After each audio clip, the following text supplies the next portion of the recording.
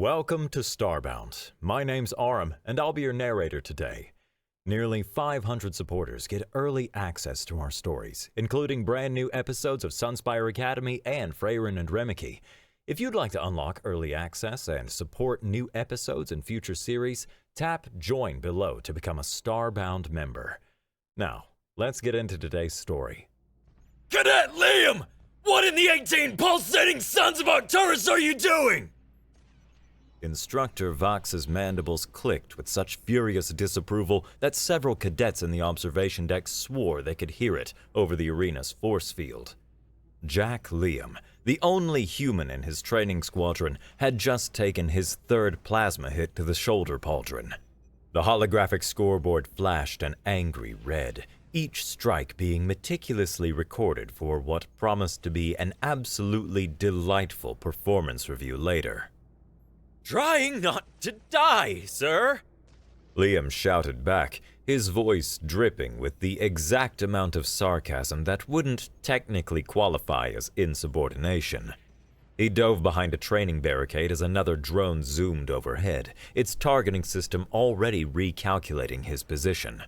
Though, this armor is doing its best to prove otherwise. The Galactic Military Academy's combat arena was the pride of the Unified Species Alliance. 16 acres of programmable terrain filled with hovering plasma drones designed to fire low-intensity bolts that mimicked the sensation of actual combat weapons. The bolts wouldn't kill you, but they sure as hell made you wish they had. Today's drill was simple.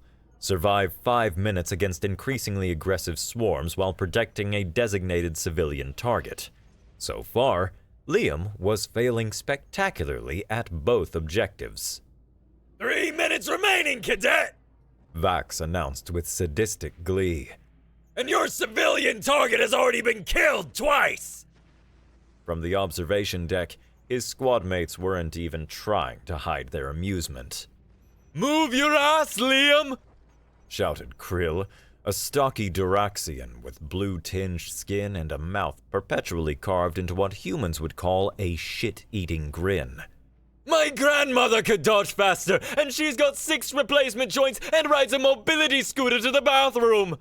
Perhaps if you visualize the drones as attractive female cadets, called Trix, the lizard-like Arcturian whose scales changed color with his mood, currently a mocking shade of amber. You seem to have no trouble finding those in the dark. Even Mira, the usually reserved Solari cadet whose luminescent skin made her glow like a walking nightlight, joined in. Statistically speaking, if you simply ran in random patterns, you'd avoid more hits than whatever strategy you're attempting now. Liam groaned, barely avoiding another shot that singed the air where his head had been a second earlier. The armor was top-of-the-line galactic military issue. Composite alloys, shield generators, climate control, waste recycling, thankfully not needed during training, and about 16 different sensors that could tell you exactly how you were about to die. It was also ridiculously heavy, especially for someone used to Earth's gravity. He attempted to roll to a new position, but ended up looking more like a turtle flipped on its back. Another bolt caught him squarely between the shoulder blades. 4 strikes, announced the automated system with inappropriate cheerfulness. Cadet Liam, critical failure imminent. The gallery erupted in jeers and laughter. Zep, a wiry insectoid Kretch whose antennae were practically vibrating with excitement, was recording the entire debacle on his personal comm. This is going straight to the Academy highlights reel, he chittered. I'm calling it human grace, an oxymoron. Liam managed to get back to his feet, breathing heavily inside his helmet. Through the scratched visor, he could see the next wave of drones already deploying. 6 of them, moving in that perfect hexagonal formation that the programmers thought was so tactically superior. His eyes narrowed, a dangerous grin spreading across his face. "You know what?" he muttered. "Screw this." With practiced movements, practiced in his private quarters, not officially sanctioned training, he began unfastening the armor's locking mechanisms. Instructor Vox noticed immediately, his compound eyes widening to almost comical proportions. Cadet Liam! What are you? Where is your armor? Liam shrugged off the chest piece with a theatrical groan of relief, letting it clatter to the floor. Slows me down! Humans are mad! Mad, I tell you! Shrieked Zepp, zooming in with his recorder. This is even better than the time he ate that spicy Venusian pepper on a dare and breathed fire for 3 days! By the time the next wave of drones activated, Liam stood in the center of the arena wearing only his basic undersuit, a thin black fabric that offered about as much protection as tissue paper against a hurricane. Begin simulation level 2. The system announced, sounding vaguely concerned, if that was possible for an AI. The difference was immediate and jaw-dropping. Without 60 pounds of metal weighing him down, Liam moved like liquid mercury. A drone fired. He sidestepped with milliseconds to spare, the plasma bolt sailing past where he'd been standing and hitting the wall behind him. Another attack came from behind. He dropped into a roll that would have made Olympic gymnasts jealous, springing back to his feet in one fluid motion. "Holy shit," Krill whispered from the observation deck, his typical bravado momentarily forgotten. That's not in any training manual I've studied, Mira added, her skin shifting to an impressed purple. Liam wasn't just avoiding the plasma bolts, he was dancing between them with grace. When a drone swooped too close, attempting to compensate for his new mobility, he leaped into the air with a whoop of pure exhilaration, grabbed it mid-flight, and used its momentum to swing himself onto another passing machine. Yeehaw! He shouted, riding the confused drone like some sort of deranged space cowboy. Always wanted to do this! The observation deck had gone from mocking laughter to stunned silence, punctuated only by Zepp's occasional clicks of disbelief. Liam steered his commandeered drone on a collision course with 2 others, timing his jump perfectly to clear the resulting explosion of mechanical parts. He landed in a crouch, glancing up at the scoreboard with a wild grin. 4 minutes and counting, he announced. Who's slow now? The remaining drones adapted their strategy, attempting to surround him. Liam responded by running straight up the side of a training wall, pushing off into a backflip that carried him over the entire swarm and landing behind them in a perfect superhero pose, one knee down, head bowed, fist planted dramatically on the ground. He's showing off now, Trix remarked, but the admiration in his voice was unmistakable. For the finale, as the timer counted down the last 30 seconds, Liam waited until the final drone hovered above him, its targeting system trying to predict his next move. He launched himself upward with the coiled power of a sprinter from the blocks, caught the machine with both hands, and with a theatrical grunt, ripped its sensor array clean off. The drone spiraled to the ground as Liam landed once more, casually tossing the sensor component up and down like a baseball. And time. The system announced. Simulation complete. Silence fell across the arena, broken only by Liam's slightly elevated breathing and the distant sound of Instructor Vax's mandibles grinding in fury. The instructor stormed onto the training floor, his exoskeleton practically vibrating with rage. This is a military academy, not a gladiatorial circus! You will wear your armor! Liam stood up, brushing imaginary dust from his undersuit with exaggerated care. Fine, party pooper. 3 weeks of latrine duty! Vax spat. And a full report to Commander Sark! But the damage was done, as Vax marched him out for what promised to be an epic disciplinary lecture. The other cadets stared with a mixture of awe and newfound respect. Worth it! Liam called back to them with a wink, just before the arena doors sealed behind him. And then he says, worth it, like he didn't just violate 16 different protocols. Zepp was saying later that evening, his antennae waving excitedly as he recounted the day's events to the few cadets who hadn't witnessed them firsthand. The communal bunk room that housed Liam's training squad was alive with energy. 8 very different species lounging on their respective beds and sharing the day's gossip. The Academy insisted on mixed species housing to foster interspecies understanding and cooperation, which mostly resulted in a lot of complaints about different temperature preferences and bizarre sleep habits. You absolute madman! Trix said, slapping Liam's back as the human emerged from the sonic shower. The lizard-like Arcturian's scales had shifted to an amused turquoise. I can't believe you didn't get expelled. Vax looked ready to lay eggs just to have something to throw at you. 3 weeks of latrine duty, Liam groaned, flopping back onto his bunk and draping an arm dramatically over his eyes. Do you know how many bathrooms this facility has? 47! And that's not counting the specialized waste extraction rooms for the methane breathers. Worth it, though, June said quietly from his bunk in the corner. The near-human Terran colonist rarely spoke up, but when he did, his observations were usually spot on. You've just rewritten the combat training manual. Their bunk room housed 8 cadets, a microcosm of the galaxy's military alliance.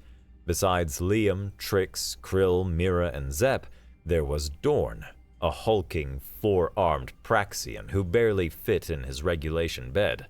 June, the quiet Terran colonist who could blend into any background, and Pax, an empathetic Novan whose antenna constantly picked up everyone's emotions, making Academy life something of a hormonal roller coaster. They should be giving you a medal, Krill said, tossing a protein bar at Liam's head, which he caught without looking. Never seen anything like that. You were all... He proceeded to make elaborate hand gestures, attempting to mimic Liam's movements, nearly smacking Zep in the process. If you hit me, I am legally permitted to dissolve your exoskeleton while you sleep, Zep warned, ducking away. You'd need better chemistry grades for that, Krill quipped. Mira looked up from her datapad, her luminescent skin casting a soft blue glow in the dim room. The armor exists for a reason, you know, she pointed out, ever practical. Real plasma fire isn't set to stun. It liquefies internal organs in approximately 0.3 seconds. Liquefied organs, Dorn rumbled from his oversized bunk. Reminds me of my mother's cooking. That's disgusting, Pax said, his empathetic antenna curling in revulsion. She was a terrible cook, Dorn agreed cheerfully. Probably why father left. Yeah, Liam waved dismissively at Mira's warning. But did you see how fast I was? Those drones couldn't touch me. I was like... He jumped up and attempted to recreate one of his more elaborate dodges, but the limited space meant he crashed into Krill's footlocker instead. Graceful, Trix commented dryly as Liam rubbed his shin. Typical human. Zep chittered, his antennae twitching in amusement. All instinct, no sense of self-preservation. Your species somehow survived developing nuclear weapons before achieving planetary unity, which statistically should have been impossible. That's why you love us, Liam winked, limping back to his bunk. We're statistical anomalies wrapped in contradictions and bad decisions. Speaking of bad decisions, Mira interjected. Did anyone start that tactical analysis paper for Lieutenant Korv? It's due tomorrow at 0600. A chorus of groans filled the room. I'll trade you, Krill offered. I'll do your tactical analysis if you do my xenobiology report. Last time you did my assignment, I got a disciplinary note for including a section on why Duraxian mating rituals are totally superior to those Brutus Solari light shows. Mira reminded him, her skin flushing a deep, indignant purple. It was a valid cultural comparison, Krill protested. You included diagrams! Anatomically correct ones! Liam burst out laughing. God, I love you guys. Blasphemy, Dorn rumbled disapprovingly. There is only the eternal void. Figure of speech, big guy. Liam assured him, having learned early that Praxian religious sensibilities were not to be trifled with unless you wanted to wake up with ritual markings drawn across your face. Though I do worship at the altar of your mother's cooking. Now that is blasphemy, Dorn agreed with a deep chuckle. As the evening progressed, Zepp pulled out a bottle of something that definitely violated at least 3 Academy regulations, a luminescent blue liquid that he claimed was just fermented fruit juice, but smelled like industrial cleaner. To Liam's spectacular failure to follow protocol, He toasted, passing the bottle around. may it inspire generations of cadets to think outside the exoskeleton. I am not drinking that, Mira declared firmly. Last time I was sick for 2 days and my skin turned chartreuse. More for the rest of us. Trix said, taking a swig and immediately coughing. By the void, Zap, did you distill this in the chemistry lab's waste disposal unit? Trade secret. Zepp replied with an enigmatic twitch of his antennae. As Lights Out approached, conversation drifted to deeper waters, as it often did when Zepp's concoction had made its rounds. June, who rarely spoke about his past, mentioned offhandedly why he joined the academy. My dad was not a good man, he said quietly, staring at the ceiling. Military was my ticket off-world. Define not good, Krill prompted, his usual brashness softened by genuine concern. June's jaw tightened. He had traditional ideas about what made a man. I wasn't it, trying to beat it into me. He shrugged, attempting nonchalance. So I left. Pax nodded, his empathetic antenna drooping slightly. Many find their way here escaping something. You sensing that with your magic feeler? Krill asked, only half joking. Don't need to. Pax replied simply. It's written on most of your faces. Not me, Krill announced proudly, sitting up straighter. My mom and sister back on Durax Prime needed the credits. Military pays better than mining, and you don't have to worry about cave-ins. Just, enemy fire, explosions, and hostile alien parasites. much better, Dorn rumbled sarcastically. What about you, hero? Trix asked, turning to Liam. Why do you sign up? Earth's not exactly hurting for opportunities. You could be sipping synthetic cocktails on some beach instead of getting your ass handed to you by Instructor Vax. Liam stared at the ceiling, suddenly contemplative. Glory, adventure, the whole package. He grinned, recovering his usual bravado. Plus, I heard the company was good. Such a massive ego, Mira sighed, rolling her eyes despite the fond smile playing at her lips. He just wanted the galaxy to witness his greatness. I'm a simple man with simple needs, Liam declared. Adoration, admiration, and the occasional decent meal. Everyone laughed, the sound brightening the dim room. Remember the time he challenged Sergeant Yaw to an arm wrestling match? Dorn reminded them, his 4 hands gesturing animatedly. A Brontari with muscles the size of moons. I almost had him, Liam insisted. Your arm bent in a direction human arms aren't supposed to bend, Pax recalled with a sympathetic wince. A mere flesh wound. You screamed like a newborn Terran feline, Zepp corrected. Tactical screaming, Liam explained with dignity. Designed to distract my opponent. It certainly distracted everyone in the mess hall, Mira noted. As the banter continued, Liam looked around at their faces. Alien, different, but as familiar to him now as his own reflection, each with their own quirks and stories. Krill with his bluster hiding a fierce protectiveness toward his squad, Mira's brilliant tactical mind and quiet strength, Zepp's endless curiosity and mischief, Trix's dry wit and unexpected wisdom, June's resilience and understated courage, Dorn's gentle giant routine masking surprising sensitivity, Pax's empathy that made him both the squad's emotional center and its greatest liability in tough situations. This was why he'd really joined. Not for glory, though he wouldn't turn it down, but for this, belonging to something bigger than himself, a family chosen rather than born into. Lights out in 30 seconds, announced the room's AI, interrupting his thoughts. I still need to finish that tactical analysis, Mira groaned. I've done mine, Liam offered. You can copy it if you want. Everyone stared at him in shock. What? He asked defensively. I can be responsible sometimes. Since when? Krill demanded. Since I realized that failing tactical analysis would mean getting stuck with Instructor Vox for remedial training, Liam explained with a grimace. No thank you.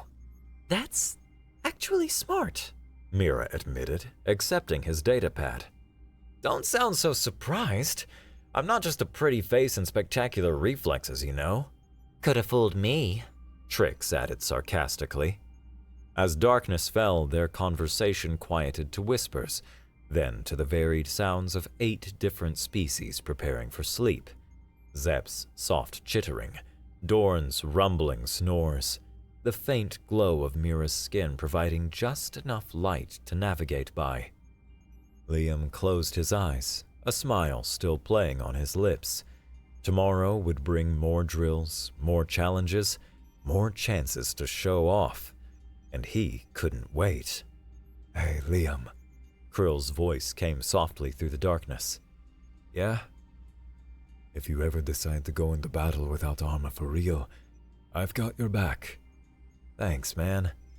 Even though it's the stupidest idea in the history of warfare, Krill continued. Liam chuckled. Noted. Seriously, monumentally dumb, catastrophically idiotic. Go to sleep, Krill. Just saying, when they write the epitaph for your tomb, it'll read, "Here lies Jack Liam, who thought armor was for losers."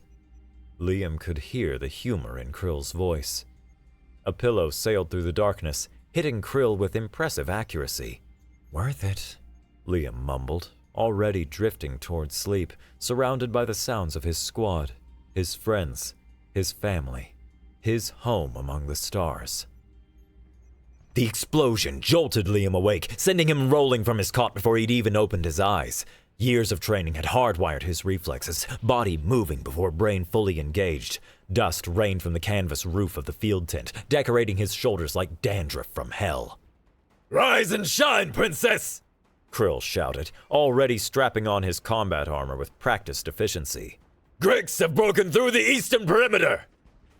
5 years had passed since the academy. 5 years of smaller skirmishes, peacekeeping missions, and increasingly tense standoffs with the Grix Dominion. Now, they were in the thick of it. A full-scale planetary assault on the colony world of Nova Thera. The Alliance had deployed 3 full battle groups to protect the civilian settlements, and Liam's unit had been on the front lines for nearly a month. Liam grabbed his armor, the movements automatic after years of drill. The weight was familiar now, if no less restrictive. Outside, the sky burned orange with anti-aircraft fire, a peculiar sunrise that no tourist brochure would ever advertise. "Sitrep?" he asked, joining his squad at the tent's entrance. Captain Mira, no longer just a cadet, but their commanding officer, pulled up a holographic map. Her luminescent skin had dimmed to a tactical matte, a Solari stress response that had saved their lives more than once by not giving away their position at night. Grix mechanized units hit our forward sensor arrays at 0400, she said, voice clipped and professional. But we've got them on the back foot. Command wants us to press the advantage, push them all the way back to their landing zones while they're disorganized. Liam grinned. Sounds like fun. Who doesn't love a morning jog through a war zone? Just trying to keep up this time, Slowpoke. Krill nudged him with an armored elbow, nearly knocking him off balance. Yesterday you were lagging like an academy first year. That's because someone, Liam shot back, pointedly eyeing Zep. decided to improve my armor's joint lubricant with some experimental concoction. Zep's antennae twitched innocently. I was merely attempting to reduce friction coefficients by 12%. Not my fault human sweat contains corrosive properties. Their squad had stayed mostly intact since the academy. Liam, Krill, Zep, and Mira, with Trix and Zune assigned to different platoons in the same company. Only Dorn and Pax had been transferred elsewhere. Dorn to Heavy Weapons Division, where his 4 arms proved invaluable for operating the larger artillery pieces, and Pax to Intelligence, his empathetic abilities making him uniquely suited for interrogation and civilian interaction. They'd gained a few new faces, then a stoic Kronos sniper with skin like polished obsidian, and Rix, a Martian combat engineer whose solutions to battlefield obstacles tended to involve unsettling amounts of explosives. Check comms, Mira ordered as they finalized equipment checks. Alpha 3 check, Krill responded.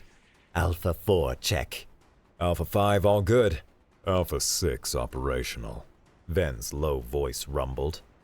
Alpha 7 loud and clear and ready to blow shit up. Rix chimed in with characteristic enthusiasm. Alpha 2 to squad. Mira nodded, satisfied. Move out. Formation Delta. We're rendezvousing with Lieutenant June's platoon at the ridge. They moved through the pre-dawn darkness with practiced coordination, their armor's sensors compensating for the limited visibility. The battlefield came into view as they crested a small hill, a churned landscape of impact craters, burning vehicles, and the occasional flash of weapons fire. In the distance, the Grix forces were in retreat, their distinctive angular silhouettes scrambling back toward their dropships. Would you look at that? Krill chuckled over the comm. The roaches are running. Careful, Mira cautioned. Greeks rarely retreat unless they have a reason. Yeah, the reason is they're getting their scaly asses kicked. Rix countered cheerfully, patting the demolition charges strapped to his utility belt. They reached the ridge where June's platoon had established a defensive position. June himself was crouched behind a makeshift barricade of debris, his armor scorched but intact. June gestured toward the retreating Grix. We've pushed them back about 2 clicks since dawn. They're falling back to that cluster of buildings. He pointed to what had once been a research outpost, now a collection of partially collapsed structures. Command wants us to keep the pressure on. No time to regroup. Any civilians? Liam asked, scanning the area through his helmet's targeting system. Evacuated yesterday, June confirmed. Area's clear. Then let's go hunting, Krill said, hefting his plasma rifle with obvious relish. As they moved out, joining with June's larger platoon for the advance, the first rays of actual sunlight began to pierce the smoke-filled sky.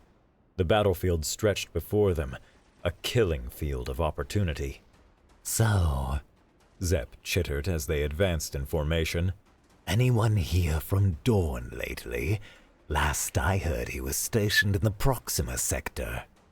Got a message last week, Liam replied, stepping carefully over the smoking remains of a Grix combat drone.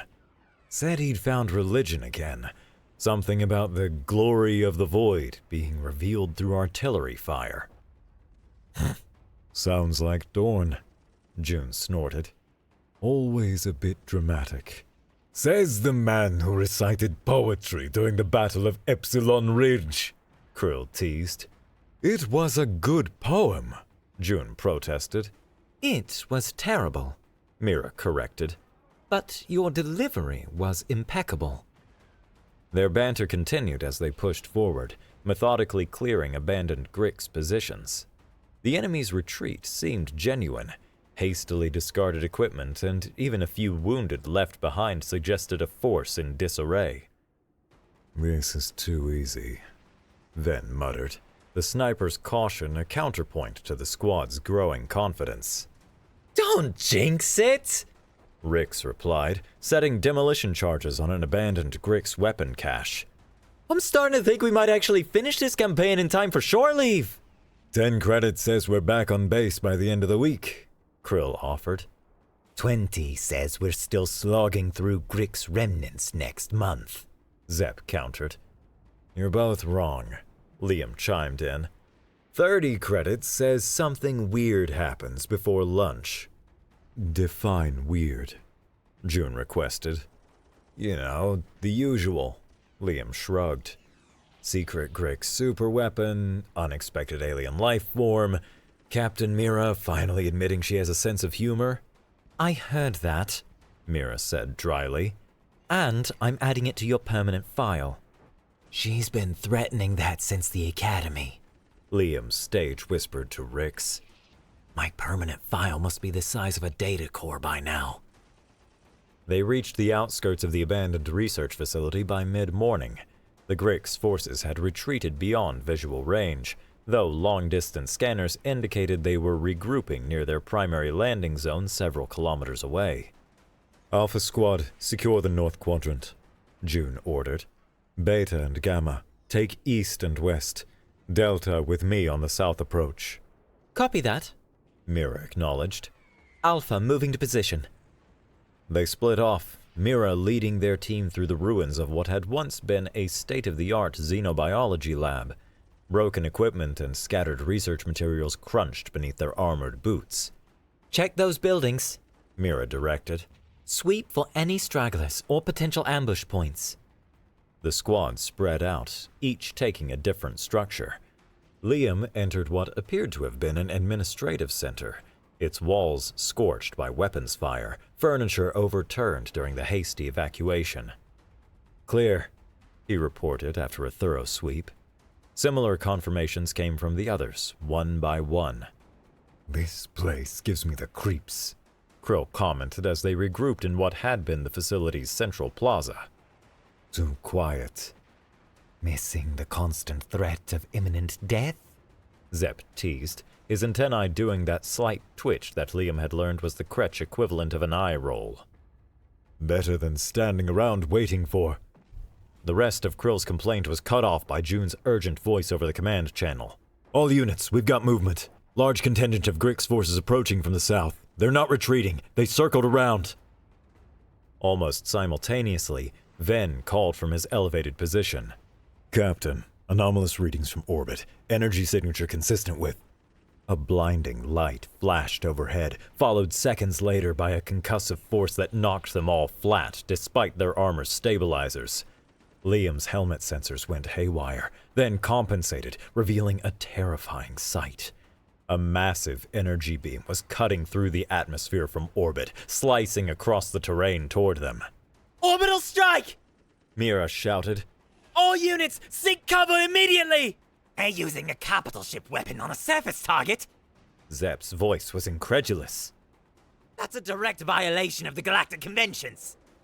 The energy beam hit the southern section of the compound where June's team had been positioned. The explosion was unlike anything Liam had ever witnessed. A perfect hemisphere of destructive force expanding outward, vaporizing everything in its path. The ground beneath them shuddered. Buildings already weakened by conventional fighting began to collapse entirely. The plaza where they stood started to crack, fault lines spreading like lightning. Move! Mira ordered. Northern complex, now! They ran, dodging falling debris and widening chasms in the ground. Behind them, the devastation spread, consuming everything in its path. Liam glanced back just in time to see the administrative building he'd cleared moments ago implode, collapsing into a newly formed sinkhole. What kind of weapon does that? Rix gasped as they sprinted. Planet cracker, Ven replied grimly. designed to destabilize a world's crust. It's been outlawed in civilized space for centuries. They reached the northern complex, a cluster of reinforced research labs built into the side of a hill, just as the orbital barrage ceased. The sudden silence was almost as disorienting as the attack itself. This report, Mira demanded, her voice steady despite the circumstances. Alpha 3 operational, Krill confirmed. Alpha 4 functioning, Zep reported. Alpha 5 still kicking, Liam added. Alpha 6 intact, from Ven. Alpha 7! Rix's voice crackled with static. Legs! Bent! Can't move. Liam spotted the Martian engineer half buried under a collapsed wall section. I see him! He called, already moving to help. Together with Krill, they lifted the debris enough for Rix to drag himself free. His left leg was crushed below the knee, armor crumpled inward like a soda can. Medpack, Mira ordered, and Zepp quickly applied emergency biofoam to stabilize the injury. thanks. Rix grimaced. Hurts like a motherfucker, but I'll live. Command, this is Alpha 2. Mira was saying into her comm. We're under heavy orbital bombardment, unconventional weapons. Delta Squad is unresponsive, requesting immediate evac and orbital support. The reply, when it came, was fragmented. Alpha 2, defensive position. Reinforcements 6 hours. Hold the 6 hours? Krill exploded. We'll be atoms in 6 minutes if they hit us with that thing again! They won't, Ven said confidently, examining readings on his tactical display. That was a targeted strike at our command center.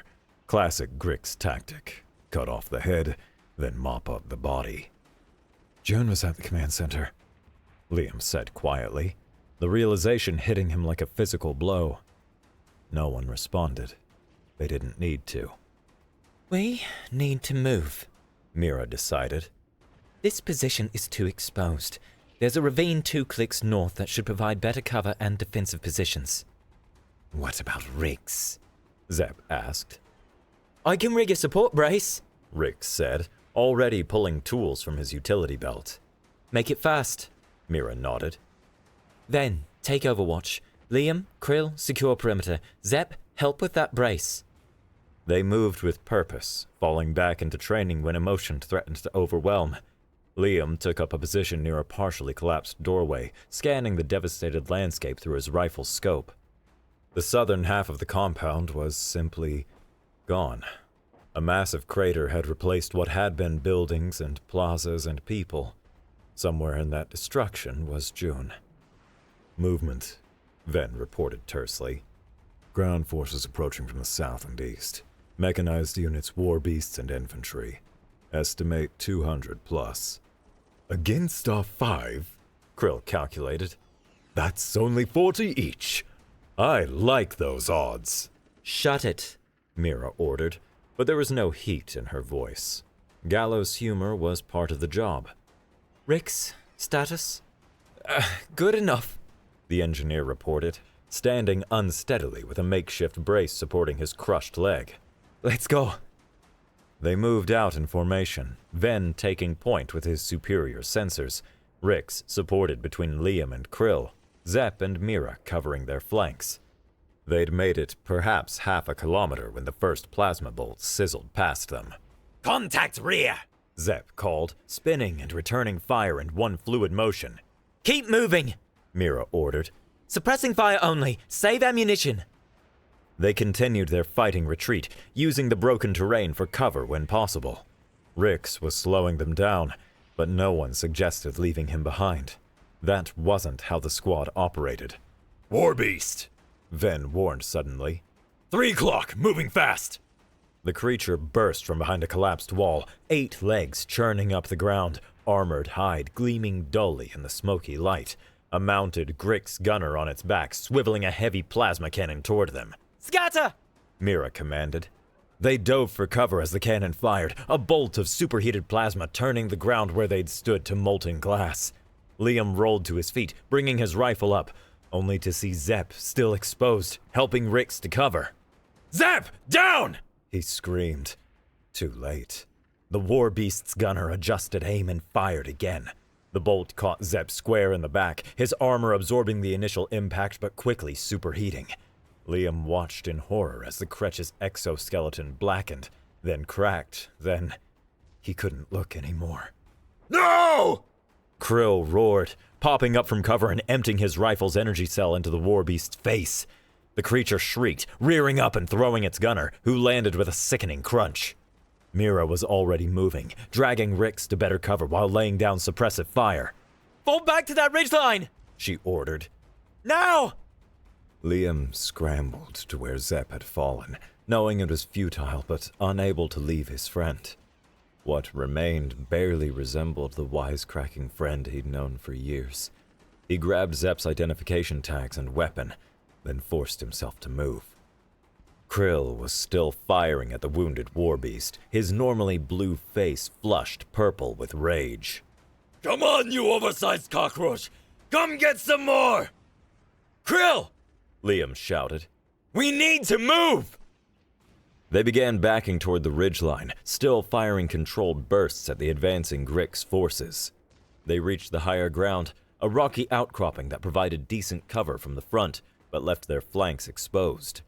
Ven immediately took up a sniper's position, his rifle's specialized scope allowing him to pick off targets at extreme range. Command, this is Alpha 2. Mira was saying into her comm again. We're under heavy attack. 1 KIA, 1 wounded. Requesting immediate air support at our position. Static answered her. Jammers, Ven reported grimly. They're blocking all frequencies. So we're on our own, Rix concluded, checking his sidearm since he could no longer carry his heavier weapons. Liam knelt beside Mira. What's the plan, Captain? She studied the terrain, her tactical mind working through options. We continue north. There's an Alliance outpost 20 clicks from here. If we can reach it. 20 clicks through Grix-controlled territory? Rix looked dubious. With my leg, we'll make it, Mira said, with a certainty none of them felt. A plasma bolt sizzled overhead, too close for comfort. Ven returned fire, his shot dropping a Grix scout who'd ventured too far from cover. They're flanking us, the sniper reported, moving through that gully to the east. Time to go, Mira decided. Liam, Krill, help Rix. Ven, cover our retreat. They moved out just as the first wave of Grix infantry reached the base of their ridge. Ven's covering fire kept the enemy pinned down long enough for them to reach the next defensible position, a cluster of boulders that had once been part of a hillside before the orbital strike reshaped the landscape. The pattern repeated. Move, defend, move again. Each time the Grix forces closing the distance. Rix was deteriorating, the makeshift brace failing, his movements becoming increasingly labored. Leave me, he gasped during their third stop. I'm slowing you down. Not happening, Liam said firmly, adjusting his grip to take more of the Martian's weight. That's an order, Rix tried, looking at Mira. I don't take orders from engineers, she replied coolly. Keep moving, soldier. They pushed on, but their progress was painfully slow. The Grix, meanwhile, were bringing up reinforcements, more warbeasts, hover tanks, and what looked like specialized combat units in distinctive red armor. Hunters. Ven identified them grimly. Elite killers. Great, Krill panted. Because regular killers weren't enough. They reached a deep ravine, not the one they'd been aiming for, but a defensive position nonetheless. Its steep sides offered protection from direct fire, though it also limited their own visibility and movement options. Liam was concerned as he noticed Rix's pallor. The biofoam was failing, blood seeping through from the crushed limb. A scream of engines overhead made them all look up. A Grix assault shuttle roared past, circling back toward their position. Everyone, deeper into the ravine, Mira ordered. Move! They scrambled down the rocky slope just as the shuttle opened fire, plasma cannons strafing their previous position. Rocks and debris rained down, forcing them to seek shelter under an overhanging ledge. The shuttle made another pass, this time dropping something that glinted in the smoky sunlight. Seeker drones! Krill shouted as the objects unfurled in mid-air, revealing themselves to be autonomous hunter-killers. 3 drones, each the size of a small dog, activated targeting systems and dove toward the ravine, their sensors cutting through the dust and smoke. Ven tracked the first, his shot blasting it into component parts before it could fire. Krill got the second, but the third slipped past their defenses, firing a concentrated plasma bolt directly at Mira. The captain tried to dodge, but the enclosed space limited her options. The bolt caught her in the side, burning through her armor with terrifying efficiency. "Captain!" Liam lunged to catch her as she fell. The drone reoriented for another shot. This time it was Rix who reacted, drawing his sidearm with surprising speed and emptying the energy cell into the machine. The drone spiraled into the ravine wall, exploding on impact. "Mira." Liam cradled her, frantically checking the wound. The armor around her midsection had melted inward, fusing with the luminescent skin beneath. Her breathing was rapid and shallow, face contorted in pain. "I'm still here," she managed. "How bad?" "You'll be fine," Liam lied automatically. The wound was catastrophic, the kind combat surgeons might fix in a medical bay, but not something survivable in the field. She knew it too. She whispered, a weak smile flickering across her face. "Always were a terrible poker player." The shuttle made another pass, but seemed to lose track of them in the ravine's shadows. It circled twice more before moving on, likely to report their position to ground forces. "We need to move," Ven urged, keeping watch. "Ground units will be here soon." "She can't be moved," Liam said quietly. An uncomfortable silence fell, broken only by Mira's labored breathing. "I'll stay with her," Krill decided. "The rest of you go on." "No," Mira gasped. "all of you go. That's an order." "Not leaving you, Captain." Krill insisted stubbornly. "Not leaving either of you," Liam added. Ven looked torn, his tactical training warring with squad loyalty. "The mission." "Fuck the mission!" Krill snapped. "We've already lost Zep and June. We're not losing anyone else!" A distant rumble drew their attention to the north end of the ravine.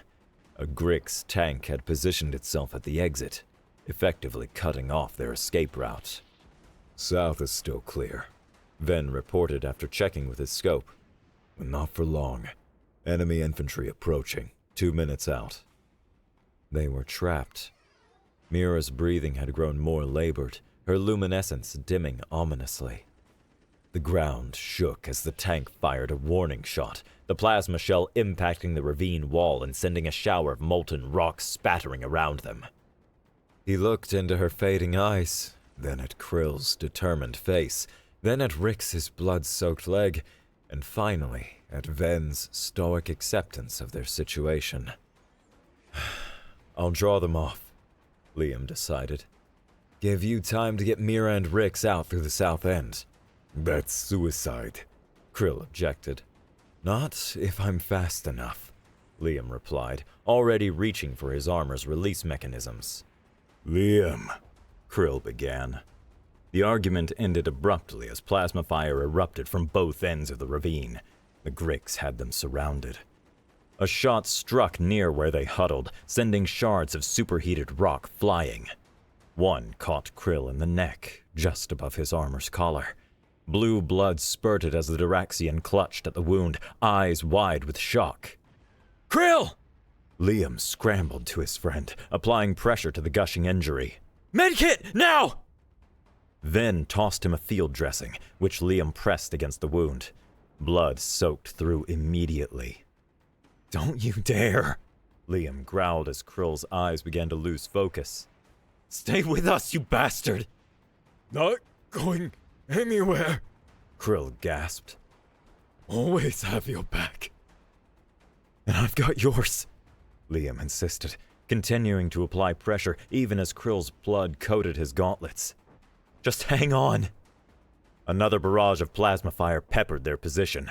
Ven returned fire, his shots precise but ultimately futile against the overwhelming numbers.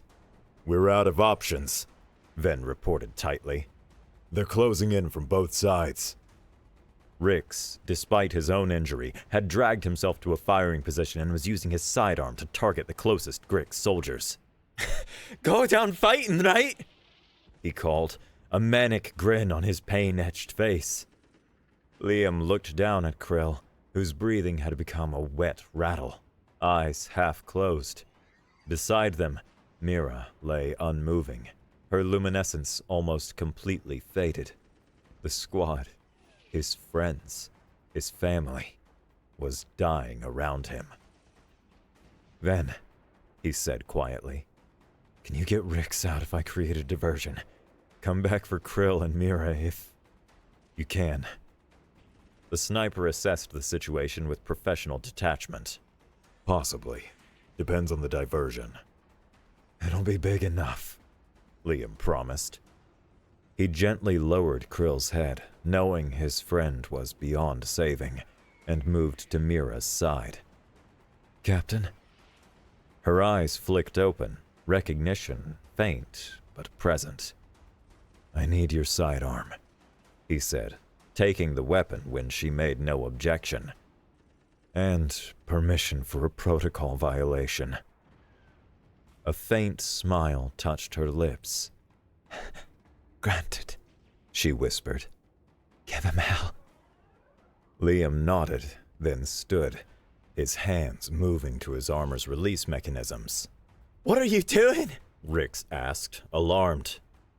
"Something stupid," Liam replied, determination hardening his voice. The chest plate fell away first, then the pauldrons, gauntlets, and greaves. Within seconds, Liam stood in his basic combat undersuit, rolling his shoulders as familiar freedom returned to his limbs. "Then, on my signal, get Rix out the south end. Head for the outpost." "And you?" the sniper asked. Liam checked Mira's sidearm, then picked up his own rifle. "I'm going north." Ven's normally impassive face showed a flicker of understanding. "That's suicide." "Only if I die," Liam replied with a ghost of his old grin. He glanced down at Krill, now terrifyingly still, and at Mira, who watched him with fading but proud eyes. "See you on the other side," he told them, then turned to Ven and Rix. 3 count, then go. Don't look back." Without waiting for acknowledgement, Liam sprinted toward the northern end of the ravine, where the Grix tank blocked their escape. His movements, unburdened by armor, were a blur of speed and precision. The first plasma bolt missed him by millimeters, not because he was lucky, but because he was no longer where the targeting systems predicted he would be. As he ran, the certainty grew within him. This was what he'd been training for his whole career, perhaps his whole life. Not glory, not heroics, but the chance to save what remained of his squad, his family. Behind him, he heard Ven's rifle open fire to the south, providing covering fire for his escape with Rix. Ahead, the Grix forces at the northern blockade had spotted him and were reacting with obvious confusion to the sight of an unarmored human charging directly at them. Liam's mind cleared of everything but the immediate task: survive long enough to draw the enemy away from his friends. The world narrowed to a series of split-second calculations, where the next plasma bolt would land, which piece of cover to use, how to time his movements between enemy fire. As he reached the base of the tank, using its bulk for momentary cover from infantry fire, he heard one of the Grix soldiers shout in a mixture of alarm and disbelief. "Humans fight naked? Another joined in. He has lost his mind! That's a Deathworlder!" Liam allowed himself a grim smile as he prepared to continue his one-man assault. Zep would have appreciated the irony. June would have composed a poem about it. Krill would laugh his ass off when this was over. For them, he would become the monster the Grix feared. For them, he would shed not just his armor, but every constraint of conventional warfare. For them, he would survive. Liam moved like liquid mercury, unpredictable and fluid. He reached the warbeast's flank, its massive legs trying to stomp him into paste. The Grix gunner swiveled frantically, unable to track the human's movements. Liam scrambled up the creature's armored hide, using the seams between plates as handholds. "Someone shoot that maniac!" The Grix gunner screeched, abandoning his mounted weapon to draw a sidearm. Too late. Liam reached the gunner's platform, disarmed him with one brutal twist, and used the Grix's own weapon to dispatch him. Then, grabbing the controls of the mounted plasma cannon, he swiveled it toward a cluster of drones and opened fire. Dozens of machines exploded mid-air, raining debris onto the battlefield. The sight of a human manning a Grix warbeast's weapon seemed to shock both sides into momentary stillness, until Liam directed the beast to charge another Grix position, trampling their artillery. Landing in a roll, he grabbed a fallen soldier's knife and 2 plasma pistols. What followed became the stuff of legend. A human blur cutting through Grix formations, appearing where least expected, vanishing before return fire could find him.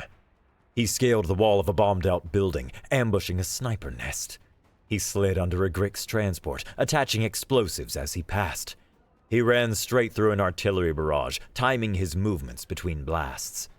A squad of Grix elites cornered him in the ruins of what had once been a school. 6 heavily armored soldiers against 1 unarmored human.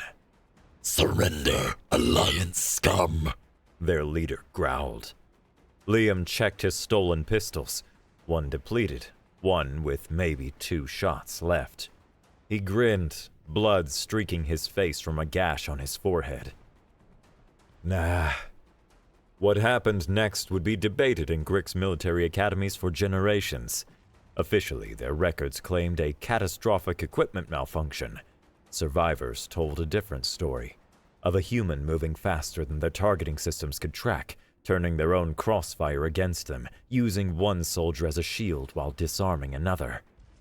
When Alliance backup troops breached the building minutes later, they found Liam sitting casually atop a pile of unconscious, or worse, Grix soldiers, cleaning his nails with a combat knife.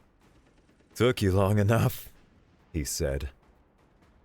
The battle for Nova Thera turned that day. With their forward command decimated and 3 warbeasts captured or destroyed, the Grix retreated to regroup. By nightfall, Alliance reinforcements had arrived, securing the evacuation zones and pushing the enemy back to their landing sites. Liam sat in the medical tent, ignoring the medics' attempts to treat the multiple lacerations, burns, and bruises covering his body. "That's going to scar," the exasperated doctor said, applying synth skin to a particularly nasty plasma graze on his shoulder. "Good," Liam replied. "Chicks dig scars. So do dudes, and non-binary folks. Basically everyone, and every hole's a goal in my book." The doctor rolled his eyes. "Shut up and let me work." Krill entered, a ridiculously large neck brace holding his head straight after surgery. There he is. The batshit war hero himself. Krill had just barely survived, moments away from passing before Alliance backup found him.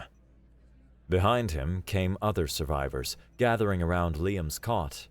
Their faces were grim with loss, but alight with something else. Respect, amazement, and perhaps a touch of fear. Mira arrived last, her captain's insignia glinting under the harsh medical lights. She was saved at the same time as Krill, though she'd flatlined twice on the way to the hospital. "Lieutenant Liam?" she said formally. For a long moment, nobody spoke.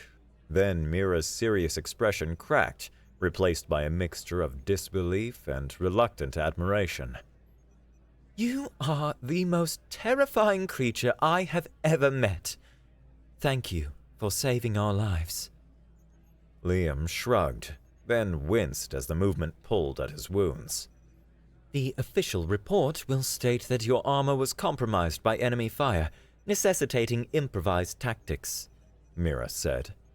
Later, after the medics had finally sedated Liam to finish treatment, Krill and Mira stood outside the tent, watching shuttles ferry the wounded to orbiting medical ships. Think he knew what he was doing, or was it just classic Liam luck? Krill asked.